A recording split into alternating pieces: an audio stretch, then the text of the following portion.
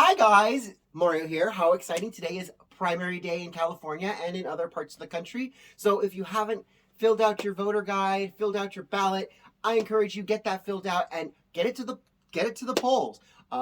We know there's malfeasance and nefariousness going on, but just like in 2016, we overwhelm the system. When you overwhelm the system, no amount of cheating will save the other side. So please, please, please get out there, vote. And I gotta say, for the first time in my 40 years as an adult, oh, well, not 40 years as an adult, in my 40 years of life and the times I voted, I can say I feel really comfortable about who I voted for, all the way down to the judges.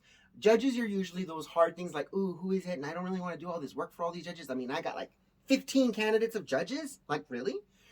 Thank God for the Palmdale Freedom Coalition and the Palmdale Journal and all the work that these dedicated people did, because with their voter guide, and we sat down together last week and we said, who do we like? Who do we know? Do you know this person? Have you interacted with this person? You wouldn't be wrong voting for either one of these two candidates. And we looked at some races and we said, none of these candidates are any good. Write in somebody else. I'm going to write in Optimus Prime because I don't like any of the three of you.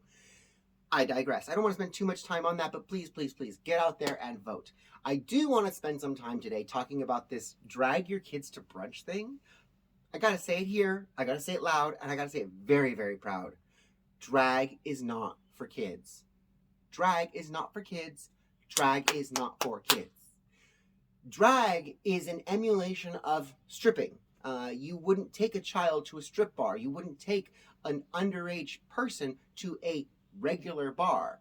I mean, granted, maybe if you live in Timbuktu and there's no babysitter and you're carrying your child, we've all seen it on TV. I'm sure we've seen it in real life.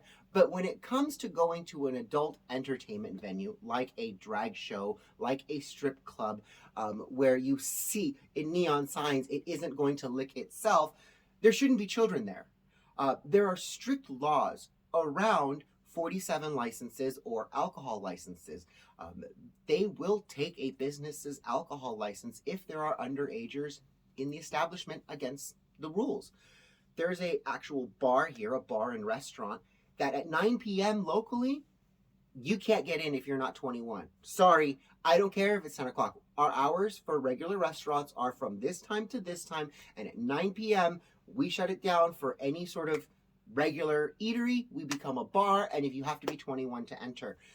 I don't understand where this bar thinks it's okay that, hey, we're going to have the exact same show that we put on for adults where we're grabbing ourselves and flashing ourselves in front of kids and saying, throw money at me, throw money at me. That's inappropriate.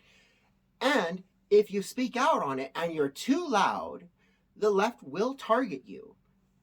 Don't forget, Wilson Gavin. If you haven't heard that name, do a quick search on Google. Do a quick search on DuckDuckGo. Wilson Gavin. Drag is not for kids. And you're going to find a very tragic story of a young man who dared to confront a drag queen at a library and say, drag is not for kids.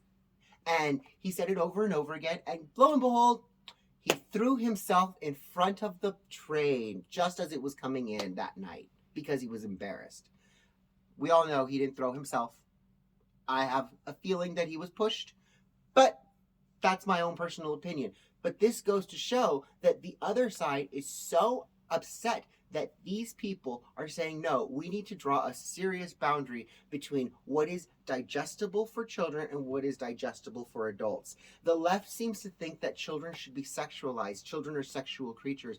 And I'm here to tell you they are not. If you're sexualizing children, you're a groomer and you really need to stay away from children. And with that, I will leave you guys there because this conversation is getting to a point where I don't really want to be part of that community. I see that community, I see the things that they're doing, and I say, you know what? I'd much rather hang out with the red, white, and blue crowd because even in my shoes and in my bows and in my ostentatiousness, they accept me for who I am, and they know that I'm not here to indoctrinate your children and tell them that this is okay. I'm here to tell them to be yourself. And as long as you're a good person, as long as you have morals and you hold yourself to a higher standard, the rest of the world will hold you to that same standard. It's when you lower that standard and you open yourself and you say, I'm free to everyone in the world will treat you like the garbage you are, because the only thing that's free in this world is the trash flowing in the wind. All right, guys, I love you all, and I'll talk to you guys soon. Mwah! Bye, guys.